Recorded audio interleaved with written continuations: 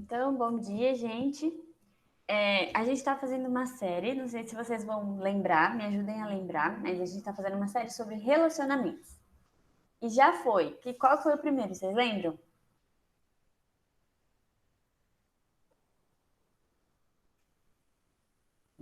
Me ajuda aí, gente, a lembrar. Chuta qualquer coisa. Eu não lembro a ordem, tá? Vou ser bem sincera. Mas, ó, a gente já falou sobre os relacionamentos da família, certo? Vocês lembram? A gente falou sobre o relacionamento. A Rafa falou ali de namoro. As duas últimas aulas, inclusive, foi sobre namoro, né? A gente falou um pouquinho sobre isso. E teve mais algum, gente? Amizade. Amizade, verdade. Então, a gente falou sobre amizade. A amizade acho que foi o primeiro, né, que a gente falou. Então, a primeira aula foi sobre amizade. Família. Família, duas de amizade, duas de namoro. Isso, Janes, obrigada. Então, foi a primeira aula de família, depois duas aulas sobre relacionamento de amizade e depois as duas aulas sobre namoro. E aí, hoje, então, a gente vai para o casamento. E aí vocês podem pensar, nossa, mas por que a gente vai falar de casamento? A gente é tão jovem, a gente é adolescente, a gente não pensa em casar agora, não pensa em casamento agora. Mas, assim como a gente estudou nas duas aulas passadas, né, que o namoro ele é uma preparação para o casamento, eu acho que vale a pena a gente estudar o que é o casamento e como que a gente... Isso, a Bia falou, se pensa em namoro, tem que pensar em casamento, né? Então, eu acho que vale a pena a gente pensar sobre isso, porque a gente vai entender na aula de hoje que o casamento foi uma coisa criada por Deus, né? Que Deus criou o casamento e como que um casamento cristão, ele é diferente daquilo que muitas vezes a gente vê na nossa sociedade. Mas antes da gente começar, eu queria fazer uma pergunta para vocês. Eu sempre começo com uma pergunta, né, gente? Já estou acostumados com a minha... Mas a pergunta é assim, ó. Com uma palavra, como você descreveria casamento? Uma palavra só. Como você descreveria o casamento? Casamento. Vocês podem escrever aí nos comentários. Se você não tem uma boa visão do casamento, você pode falar uma coisa que seja ruim. Não precisa ser necessariamente uma coisa boa se você não enxerga dessa forma. A Júlia falou união, a Cauane falou amor. Quem mais, gente? Falem aí outras coisas. Pode falar repetido, não tem problema. A Janes falou companheirismo, união, Júlio, cumplicidade, compromisso, respeito, a Rafa falou, confiança.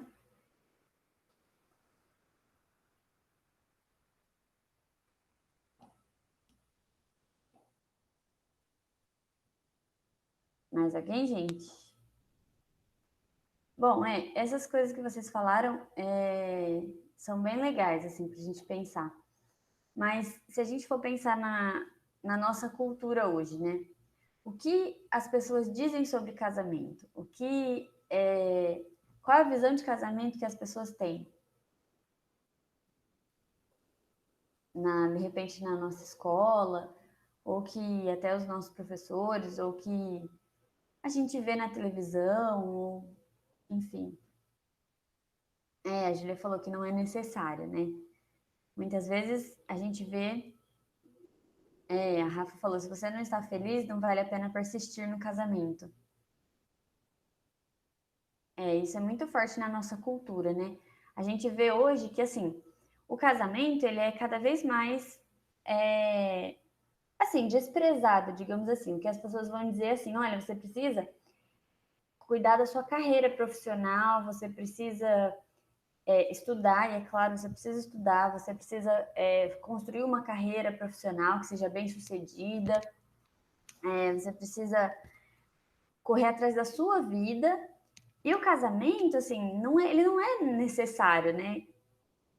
A Júlia falou, casamento é algo imposto pela sociedade, não precisa casar. Isso, esse é um pensamento muito comum, né? O pensamento... Pode falar, Júlia. Eu ia até comentar bem isso que a Júlia falou, né? Tipo, a Rafa comentou que, se você não tá feliz, não vale a pena insistir num casamento, né? E aí, na verdade, tem o problema que viria antes até, que é o que a Júlia que a Júlia falou, tipo, as pessoas hoje em dia às vezes nem casam mais, ou tipo, passam a morar juntas para poder ver se vai dar certo, e aí acaba, tem um filho, e aí isso e aquilo, e aí depois vê que não tá dando certo assim, que não tô conseguindo ser feliz e busca, ou termina, ou divorcia, ou faz outra coisa assim, e segue outros rumos na vida quando não acontece coisa pior. Sim, eu acho que a palavra que a gente pode pensar, uma das, né, para definir essa nossa cultura é o individualismo, né? Então, assim, eu faço tudo por mim, pensando em mim e no meu bem-estar. Então, eu vou cuidar da minha carreira profissional, talvez eu vou morar junto com alguém, mas se eu não estiver feliz, então eu me separo dessa pessoa. Se tem, de repente, um filho nessa história, não. A gente vai ver um jeito, mas o importante é que eu esteja feliz, eu esteja bem comigo mesmo, né? Então tem essa visão, assim, de não casar e aí você, de repente, vai morar junto com outra pessoa. Ou se, de repente, se casa, aí você se casa, mas pensando assim, mas se não der certo, a gente separa. Porque o divórcio também tá tão fácil hoje em dia, né? Então, eu caso como alguma coisa que eu vou tentar e de repente se não der certo, me divorcio, não tem problema nenhum, eu posso me casar novamente com outra pessoa se eu quiser. E realmente isso da gente buscar nossa própria felicidade, a Rafa tá falando ali, né? É um egoísmo, realmente. E os nossos relacionamentos, muitas vezes, eles são direcionados por esse egoísmo, né? Que surge do nosso coração pecaminoso. Então, se a gente não tomar cuidado, esse pensamento vai invadindo a nossa mente e nosso coração, né? De egoísmo, de assim, fazer as coisas pensando em mim, na minha felicidade, no meu sucesso pessoal e, e deixando de lado os valores do reino de Deus, que são valores completamente contrários a esses, né? O Senhor muitas vezes manda a gente servir as outras pessoas, servir o próximo. Então, tudo aquilo que você fizer não é necessariamente, não, aliás, não é para sua felicidade pessoal. Você vai fazer para como eu posso servir as outras pessoas e servir o reino de Deus da melhor forma possível. Então, na minha carreira, como eu posso fazer isso? No meu namoro, como eu posso fazer isso? Dentro de um casamento, como eu posso glorificar a Deus e também abençoar a vida de outras pessoas? Então a gente vê que os valores do reino são completamente diferentes dos valores desses valores que são individualistas do mundo que a gente vê hoje. Porque o reino, Jesus nos chama para ser igreja. E é fácil ser igreja? Não é, porque a gente é diferente, né? Cada um tem uma personalidade diferente, dons e habilidades diferentes. E numa igreja, a gente vai viver em comunidade. Isso é fácil? Não, mas o que nos torna irmãos? Jesus Cristo, né? Então é isso que Jesus nos chama para viver em união, para viver uma vida de serviço ao próximo, de pensar no próximo e pensar em como que a gente falou muito isso na aula sobre namoro, né? Quando você vai namorar, você pensa como que eu faço o outro feliz e não simplesmente pensando na minha felicidade, na minha satisfação pessoal. E aí a gente falou um pouquinho, né, sobre como a nossa cultura vê o casamento. Mas então, o que Deus diz sobre o casamento? Né? O que a Bíblia nos ensina e o que Deus pensa sobre o casamento. E aí eu queria que a gente lesse alguns versículos.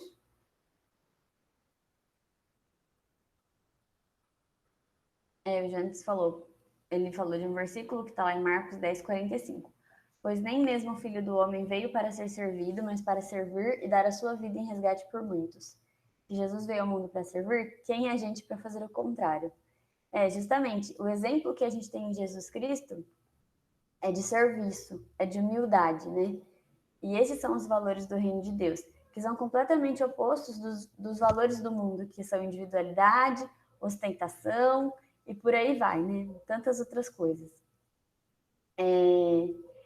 Eu queria ler alguns versículos, então. Eu vou pedir, Cauane, você pode ler Gênesis 2, 24 a 25. Vou colocar aqui. Gênesis 2, 25.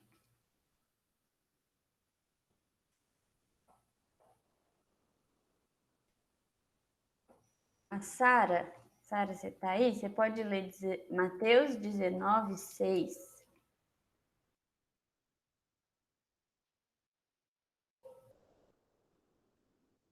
E o Vinícius lê Provérbios 18, 22.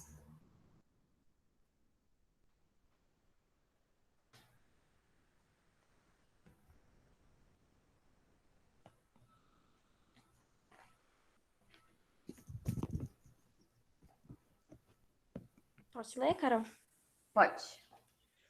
Por isso, o homem deixa sua mãe, seu pai e sua mãe, e se une à sua mulher, tornando-se uma só carne. Ora, um ou outro, o homem de uma mulher, estavam nus e não se envergonhavam. Eu leio? Pode ler, por favor. De modo que já não são mais dois, porém uma só carne. Portanto, o que Deus ajuntou, não o separe o homem.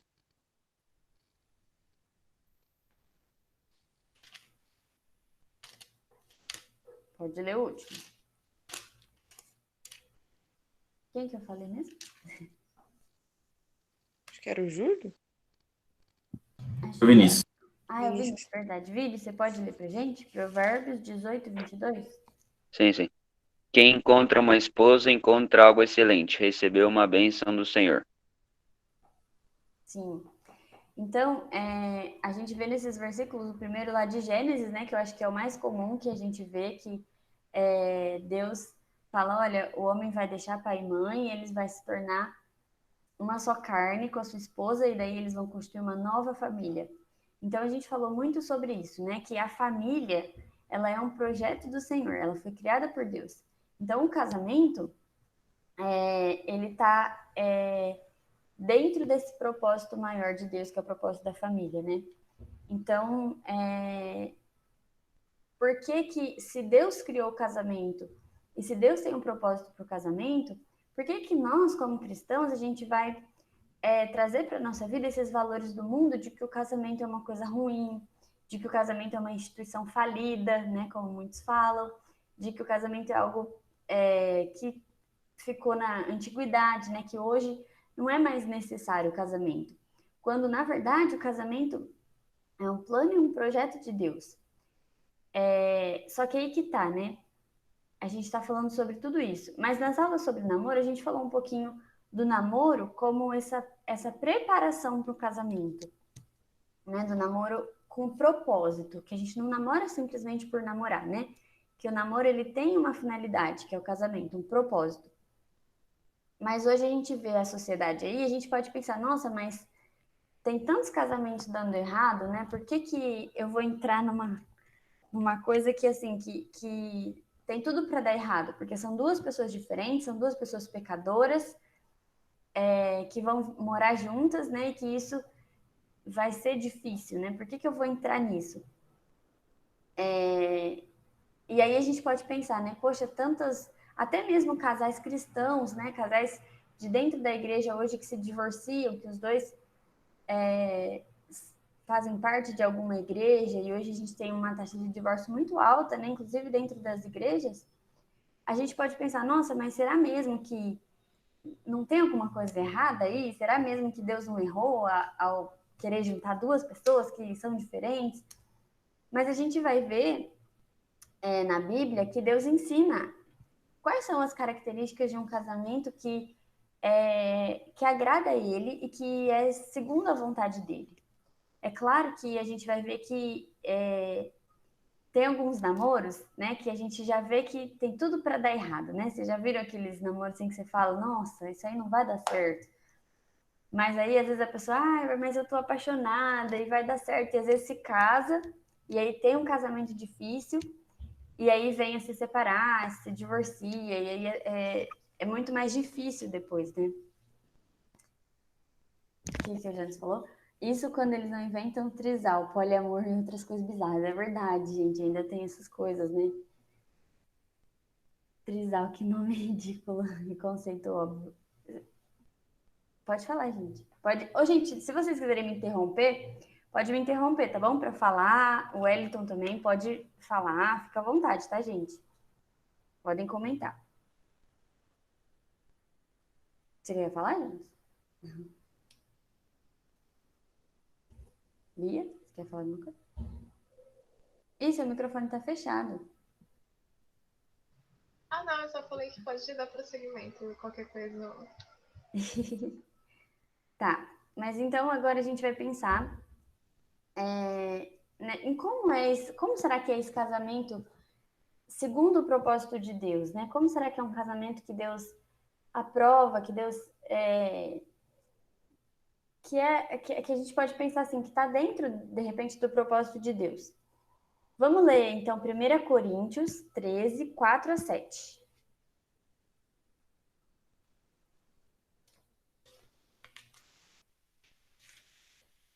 Jânata, você pode ler para a gente?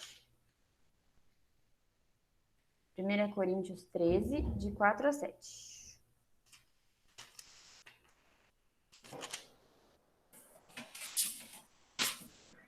Diz assim: o amor é paciente e bondoso. O amor não é ciumento nem presunçoso. Não é orgulhoso nem grosseiro. Não exige que as coisas sejam à sua maneira. Não é irritável nem rancoroso. Não se alegra com a injustiça, mas sim com a verdade. O amor nunca desiste, nunca perde a fé. Sempre tem esperança e sempre se mantém firme. Muito bom. Esse versículo é um versículo que, inclusive, muitos casais colocam no convite de casamento, né? Esse é o lá de Cantares, as muitas águas não podem separar o amor. E aqui ele tá falando sobre esse amor, né? Que a gente deve ter para com o outro. Mas aí que tá, né? Você lê, você fala assim, gente, mas olha, paciente, benigno, não arde em ciúmes, não se ufana, nem se soberbece. É difícil, né, a gente ter um amor assim para outra pessoa, né? Ainda mais, nossa, poxa, ela faz tantas coisas que, né, que me incomoda, que me irrita às vezes. E aí que tá, né? Esse é o ponto principal. A gente só consegue demonstrar esse amor pelo outro quando Deus coloca esse amor em nós, quando a gente se permite ser invadido por esse amor de Deus, né? E esse é um ponto principal dos nossos relacionamentos que a gente tem falado bastante.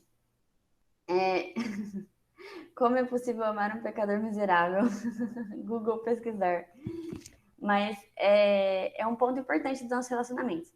O meu relacionamento com Deus, ele influencia todos os meus outros relacionamentos. Então, se o meu relacionamento com o meu Criador, aquele que me criou, aquele que me formou a imagem e semelhança dele, não tiver bom, se eu não tiver tendo um relacionamento com Deus, o meu relacionamento com a minha família não vai estar bem, o meu relacionamento com os meus amigos não vai estar bem, o meu relacionamento, de repente, num namoro não vai estar bem. E dentro de um casamento é a mesma coisa.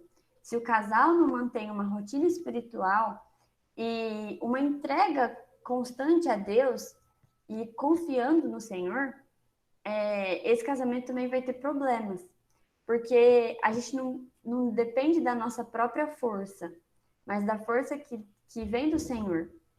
E isso a gente precisa reconhecer em cada um dos nossos relacionamentos. No casamento não é diferente.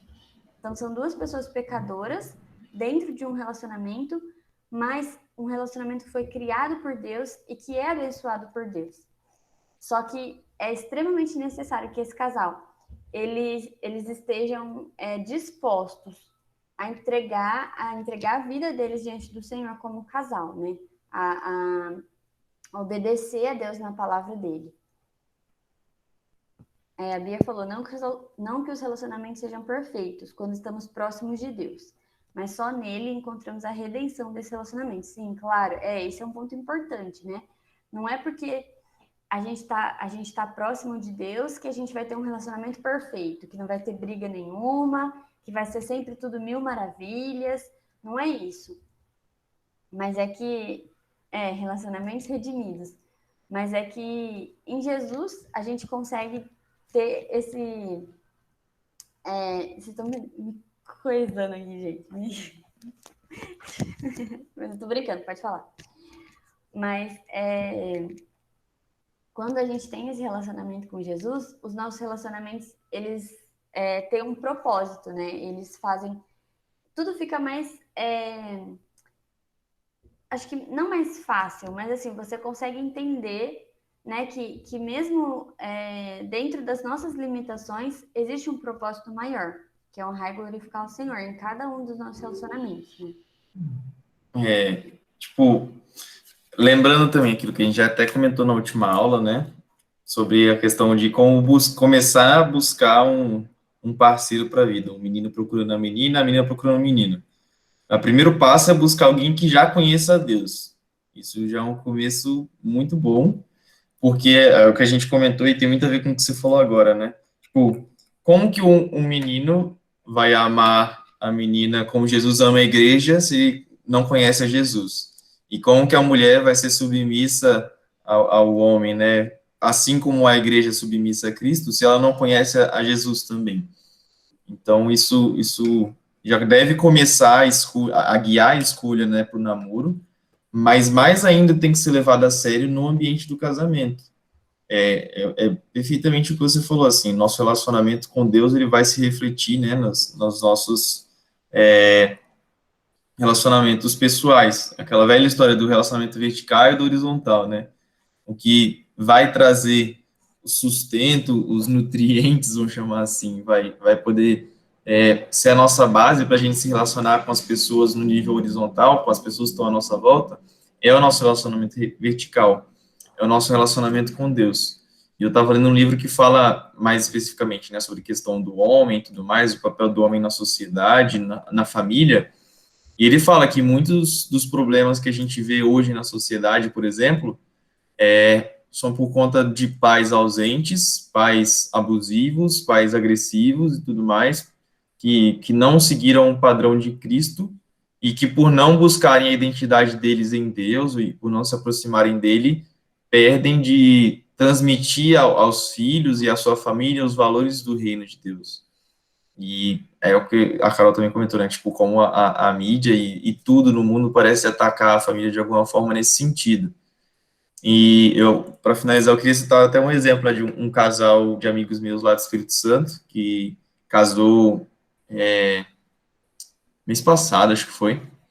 E aí, eles são meio blogueirinhos, assim, né? Mas eles colocam os conflitos, as coisas assim, as coisas para poder arrumar dentro de casa, digamos assim. Mas eles também colocam que, tipo, logo no começo do casamento, assim, nas primeiras semanas, eles viram que eles precisavam de adquirir uma rotina juntos, uma rotina como casal. E aí, tipo, eles acordam cedo, assim, fazem o exercício físico deles também, mas também fazem uma devocional juntos e como eu achei muito legal, tipo, um casal jovem, sei lá, tipo, eles têm a minha idade, assim, eles já estão buscando a Deus no começo da vida de casados deles, sabe? E vi nisso um exemplo muito bacana, assim, como é importante colocar de fato Deus no centro no relacionamento, né? Em todos os relacionamentos, não só no casamento, em tudo. E complementa aquilo que a Bia falou também, né? Tipo, de a gente buscar estar próximo de Deus e através disso melhorar os nossos relacionamentos. Sim.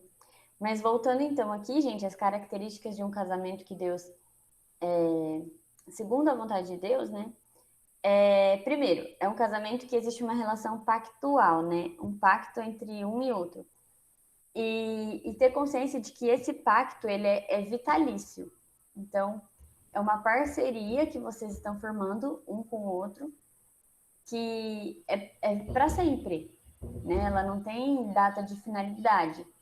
Então, entrar no casamento é uma coisa muito séria, porque não é simplesmente assim, eu não tô feliz, eu não tô bem, eu tô caindo fora e tchau. O que o Jonathan estava falando, hoje a gente tem muitas famílias desestruturadas justamente porque os pais ou mães agem dessa forma, né? No primeiro problema, às vezes na primeira, eu não amo mais. Isso é uma outra coisa que a gente, né? Que eu acho que é importante a gente falar. Eu não te amo mais. O amor acabou. Gente, o amor não acaba. O amor é uma decisão que você toma todos os dias. Ele não é simplesmente um sentimento romântico que você, hoje eu estou sentindo amor por você. Não, vai ter dia que você não vai sentir amor, vai ter dia que você vai sentir raiva, vai ter dia que você vai sentir, sei lá, outras coisas, mas não importa, o amor ele é uma decisão. Então não existe essa coisa de o amor acabou, tchau, eu estou indo para outro, partindo para outra. Dentro de um relacionamento cristão, de um casamento, não existe isso. É um compromisso vitalício. E por isso que é tão importante, agora na adolescência, a gente pensar sobre isso. Porque é uma coisa muito séria. Então, se você entra num namoro sem pensar num casamento, e se você vai simplesmente tomando decisões segundo aquilo que o seu coração manda, que os seus sentimentos, que as suas, né, que as suas emoções, mano, se você não ora sobre isso, se você não busca o direcionamento do Senhor sobre isso, a tendência de você cair num casamento ruim é muito forte, né? É muito comum, eu acho. E por isso é tão importante pensar nisso. Porque aí depois que se casa, muitas vezes já tinham problemas no namoro que o casal via, que eram problemas, mas pensa assim, não, mas quando casar muda, né? Quando casar melhora. E na verdade não. Na verdade esses problemas continuam os mesmos dentro de um casamento, né? Tem aquele... O pessoal mais antigo, né, falava assim, olha, você quer ver se uma pessoa vai ser uma boa esposa ou bom marido, vê o jeito que ele trata os pais, que ela trata a mãe, porque provavelmente é o jeito que ela vai tratar. Pode falar, Bia. Peraí, deixa eu lembrar o que eu queria falar. Mas, isso, você estava falando sobre a questão de o casamento ser algo vitalício e tudo mais, daí me lembrou de, acho que foi o John Piper que falou isso, de, como que eu sei que a pessoa é a pessoa certa para eu me casar, e daí ele fala, depois que você disse, eu aceito, sabe? Então, acho que a gente precisa, e isso nos alerta pra gente também ver a importância do namoro de ser pensado, né, como você estava falando, porque depois do eu aceito, se a gente se nós somos cristãos sérios, que levamos a sério, né, os princípios da palavra de Deus, não deve ter um segundo pensamento assim de, mas nossa, isso é muito chato nele, nossa, eu não gosto mais dele, nossa, umas coisas assim, porque não é qualquer coisinha, né? O casamento é de fato um pacto assim que é para ser para a vida inteira. E a gente vê as pessoas tratando cada vez mais como algo completamente descartável. E eu acho que eu perdi alguma coisa que eu queria falar nesse Mas eu acho que isso é uma coisa muito importante. Eu ia falar outra coisa, mas eu perdi, assim, então eu vou parar de falar. Depois, a hora que você lembrar, você fala de novo. Então, esse é o primeiro ponto, né? Que é uma relação pactual que é vitalícia. Tá bom, Cauane. Tchau, beijo. A segunda coisa, né, da ideia de casamento é que o casamento ele traz uma ideia de unidade. Então é o oposto de solidão, né? É o oposto de cada um na sua. A ideia de unidade é que o casamento traz em todos os aspectos. Então, nos aspectos físico, intelectual, emocional, social, espiritual e físico. Eu coloquei físico duas vezes aqui. Mas essa ideia de unidade. Agora você é um com essa pessoa. E eu colocaria também, acrescentaria financeiro, porque hoje a gente tem muitos problemas também com relação a isso, né? Essa ideia de unidade, ela faz com que ela parte do princípio, né, de que agora você não é mais só você. Então, antes, você dava, né, você dava satisfação, digamos assim, para os seus pais, mas você tinha a sua vida e tudo mais, mas agora dentro de um casamento a relação é de unidade. O Wellington falou aqui, um bom parâmetro para saber se Deus aprova o relacionamento no namoro é a aprovação dos pais ao relacionamento. Sim, a gente falou sobre isso na semana passada, quando a gente estava falando sobre namoro. A gente falou dos aspectos, né, que a gente precisa pensar para um namoro saudável, um namoro segundo a vontade de Deus. E uma das coisas que a gente falou era justamente isso, a aprovação dos pais. E dentro de um casamento, a gente pode pensar da mesma forma também, né? Se você decide se casar e aí você vai pedir a bênção dos pais para esse casamento, os pais falam, olha, eu acho que não é uma boa ideia ou alguma coisa assim, também é válido a gente entender, né? E pensar nessa aprovação dos pais como algo que é Deus confirmando aquele tipo de relacionamento na sua vida, que aquilo é bom para sua vida, né? Mas aí dentro dessa ideia de unidade, eu ia falar que, por exemplo, no aspecto financeiro, muitas vezes os casais entram num casamento achando que, bom, agora cada um tem a sua vida, a esposa, né, pode pensar, eu posso gastar o que eu quiser, eu posso fazer dívidas, e o marido eu posso, sei lá, comprar quantos videogames eu quiser e tudo mais. E a família, né? Como que fica dentro disso? Então, dentro de um casamento, a ideia é de unidade, é de os dois serem um. Então, a partir disso, tudo aquilo que não é mais da vida de um ou de outro, mas é da vida dos dois juntos, né? Uma outra coisa do casamento, ele tem um propósito, que é glorificar a Deus. E aí eu queria ler um trecho do livro, um livro que eu me baseei, né, para fazer essa aula, foi nesse aqui, ó, As 4 Estações do Casamento, que é um livro bem legal. E aí ele tem um trecho que eu queria ler que eu achei muito interessante, que fala assim, ó. A parceria no casamento é um ambiente ideal para estimular e desenvolver esses dons e habilidades. Como observa o autor do antigo livro de Eclesiastes, melhor é serem 2 do que 1, porque se caírem, um levanta o companheiro. Ai, porém, do que estiver só, pois caindo não haverá quem o levante. Todo casal experimenta a verdade desse princípio. Melhor é serem 2 do que 1. Marido e esposa têm por objetivo se complementarem um ao outro. Quando o homem é fraco, sua esposa é forte. Quando ela tropeça, é ele que está ao seu lado para levantá-la. A vida é mais fácil quando 2 corações e mentes se comprometem a trabalhar em conjunto para enfrentar os desafios do dia. Eu achei bem legal essa parte, principalmente o começo que fala sobre a parceria do casamento, é você também desenvolver os dons e habilidades da outra pessoa. Então, não é que você se anula, né, deixa de ser quem você é, para viver dentro de um casamento. Não, mas o casamento é agora vocês, cada uma das partes, né, vai incentivar, estimular os dons e habilidades do outro, para que juntos, dentro da família, isso possa ser abençoador, né, para os dois e para outras famílias também, outros casais também. E aí, então, esses são os 3 aspectos que eu pensei em trazer aqui. A gente pode até pensar em outros, mas principalmente essa relação pactual, que é um compromisso vitalício, a ideia de unidade e que o casamento tem propósitos, né? E o propósito principal é glorificar a Deus, como a nossa vida individual. No casamento também, dentro de um relacionamento também, o propósito principal é glorificar a Deus. Como eu faço isso com as minhas atitudes? Como eu faço isso pensando na minha família?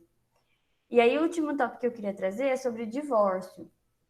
Hoje o divórcio é muito comum, né? A gente estava falando sobre isso, mas eu queria ler Mateus 19, 3 e 9. Bia, você pode ler, por favor? E Malaquias 2,16.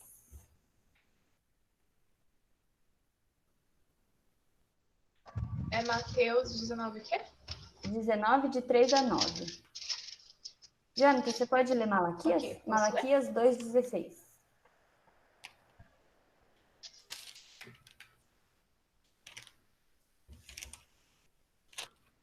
Eu posso ler? Espera um pouco.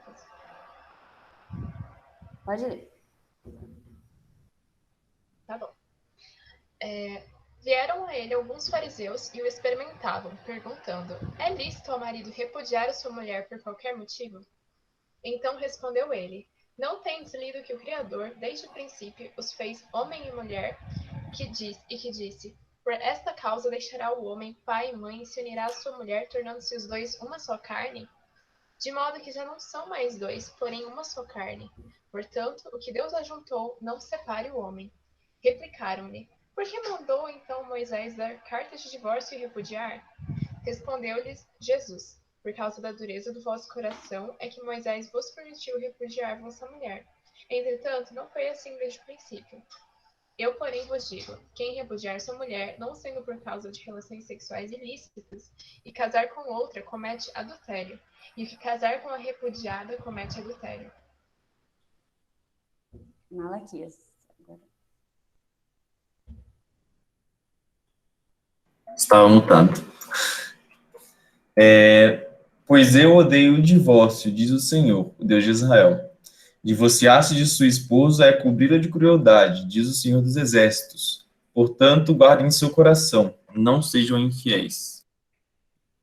Isso, então no versículo que a Bia leu, a gente vê Paulo falando muito claramente ali, dando instruções. Olha, Deus permitiu o divórcio, mas foi por causa da dureza do coração de vocês. Não era para ser assim desde o princípio. Né? O casal é aquilo que a gente falou, é uma relação pactual, é de compromisso vitalício. Mas por conta da dureza do coração, por conta de vocês não buscarem o Senhor devidamente, do casal não estar conectado ao Senhor, ele permite o divórcio, mas não é essa a vontade de Deus para o casamento. Então, é muito importante a gente entender, né, que, primeiro, a gente deve almejar, sim, um casamento segundo a vontade do Senhor. Não tem problema a gente sonhar com um dia encontrar uma pessoa que também ame ao Senhor, que também seja obediente a Deus e sonhar com um casamento. Pelo contrário, isso é uma coisa que a gente deve fazer, né? Principalmente numa cultura como essa, que os casamentos são descartáveis, os relacionamentos são descartáveis. E aí, quando a gente estava conversando sobre namoro, a gente falou sobre essa questão de, muitas vezes, durante a adolescência, a gente acabar tendo certas atitudes ou tomando certas decisões que vão que vão prejudicar o nosso futuro, né? Inclusive nessa questão de relacionamentos amorosos, né? Mas pensando, então, na nossa vida como servos do Senhor, como discípulos de Jesus, como que a gente pode pensar, então, sobre os relacionamentos de namoro e casamento? Primeiro, os parâmetros bíblicos que a gente tem para isso, né? A gente viu na aula sobre namoro vários aspectos, várias características sobre o que a gente precisa para namorar, que a gente precisa estar pronto, que a gente precisa da autorização dos nossos pais, que a gente precisa estar constantemente buscando ao Senhor e principalmente entendendo que o namoro tem um propósito, uma finalidade, né? Que é o casamento. Então a gente não namora simplesmente por namorar, mas a gente namora visando um casamento, né? Com esse propósito. E hoje a gente viu que o casamento é uma coisa muito séria, né? O casamento, ele envolve compromisso, ele envolve maturidade, ele envolve principalmente obediência ao Senhor das duas partes.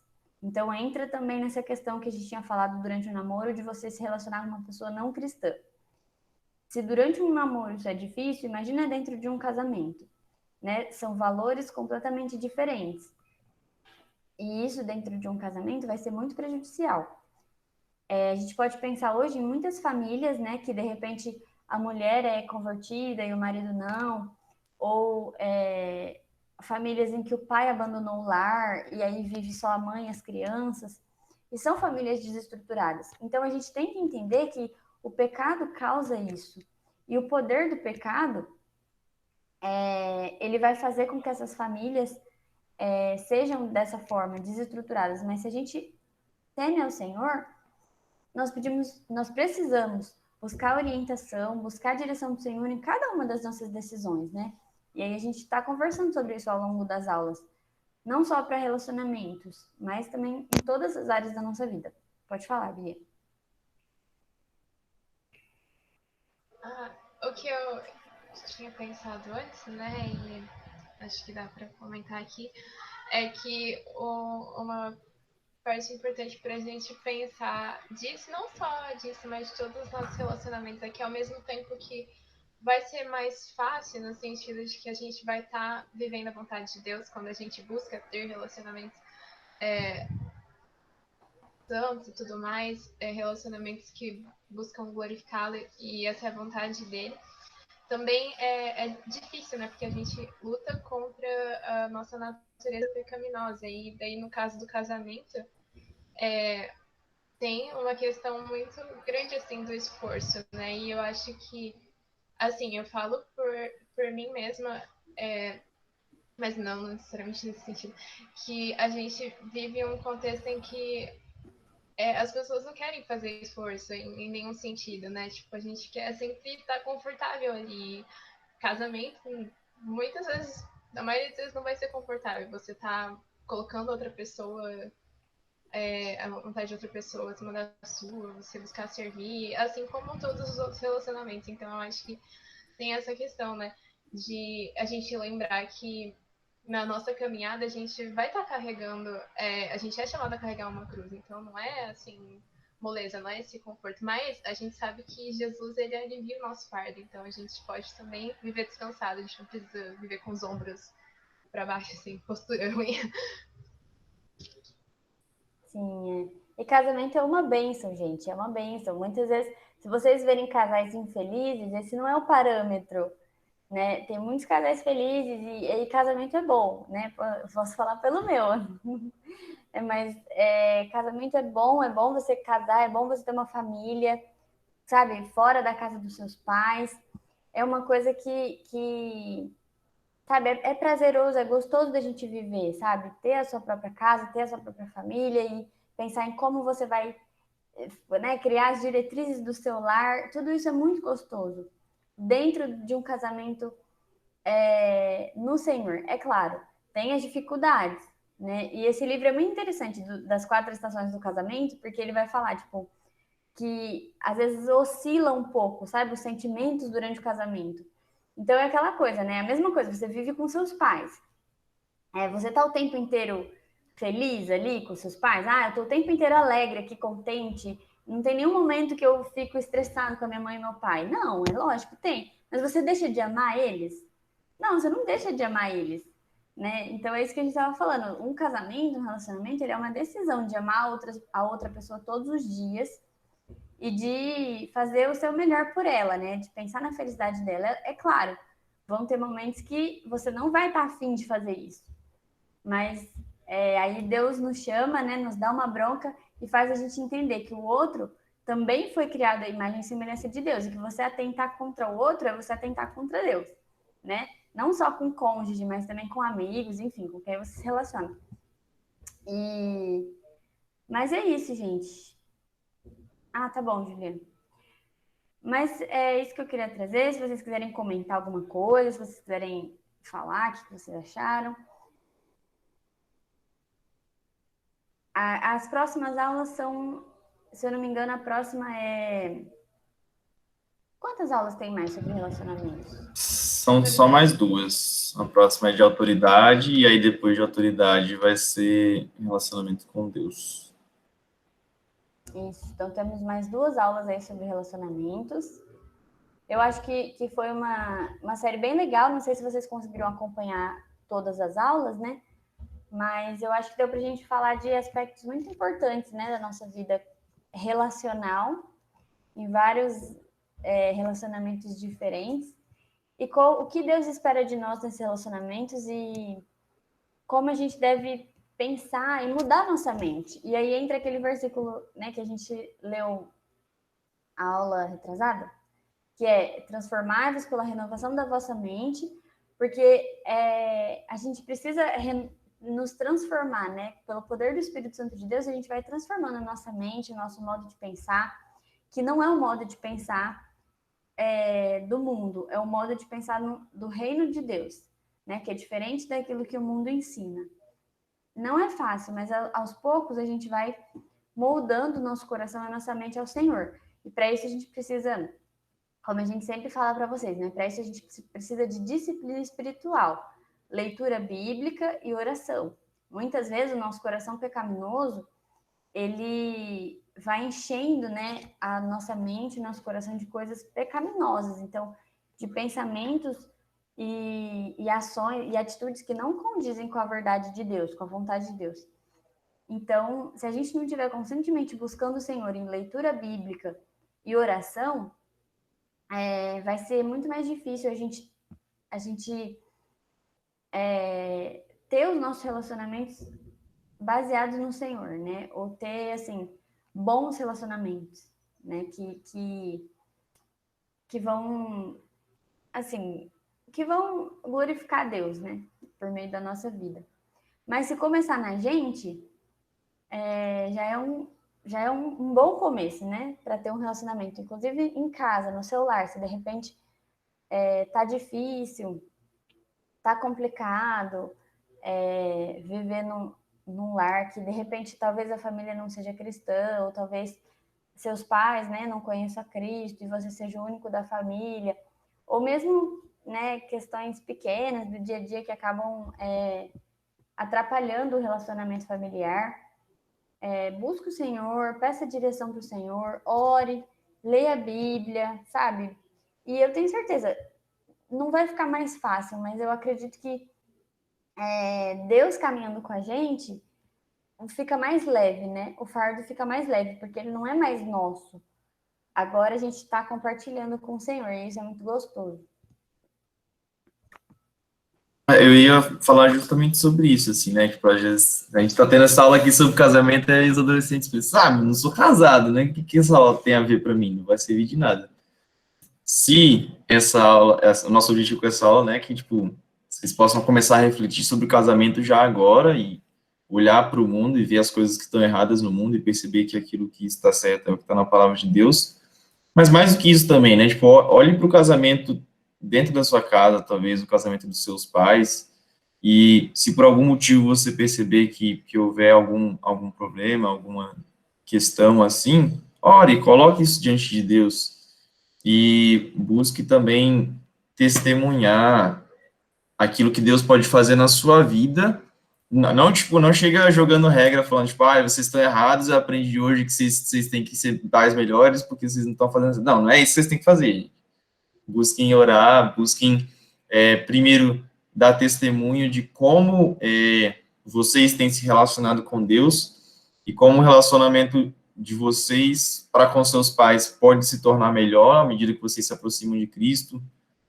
Se por algum acaso, por exemplo, na família de vocês não conseguem fazer um culto em família, né? A gente ouve o culto familiar, culto doméstico, as pessoas falam. Sei lá, talvez seja o momento de você propor isso para que, de alguma forma, os seus pais vejam que a espiritualidade é algo que é importante, que é algo que você tem sentido falta e que você tem desejado buscar para que isso possa estimular eles. Então, ore, busque em Deus ferramentas, formas de, se você está enxergando algum problema no casamento dos seus pais, para que você possa ser também uma bênção, você possa ser um agente transformador usado pelo Espírito Santo na vida dos seus pais. Amém. É isso aí, gente.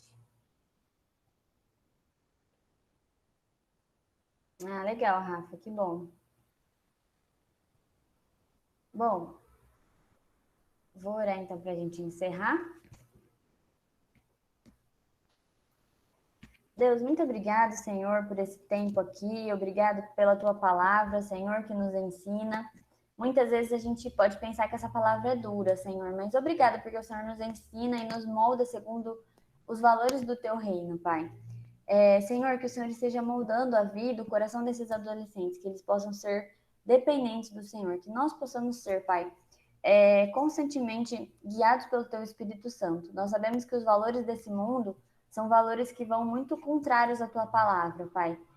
Mas nós não queremos nos moldar a eles. A gente não quer ser pessoas individualistas, mas a gente quer pensar o que é o propósito do Senhor para a nossa vida, como a gente pode cumprir esse propósito no Senhor, e que o Senhor esteja abençoando, Pai, cada um aqui, Pai, que no futuro eles possam ter um casamento que o Senhor aprova, um casamento que o Senhor vai abençoar, um casamento com uma pessoa que teme ao Senhor, obedece ao Senhor, e que eles possam, por meio do casamento, dos estudos, Senhor, da vida deles, glorificar o Senhor todos os dias, Pai.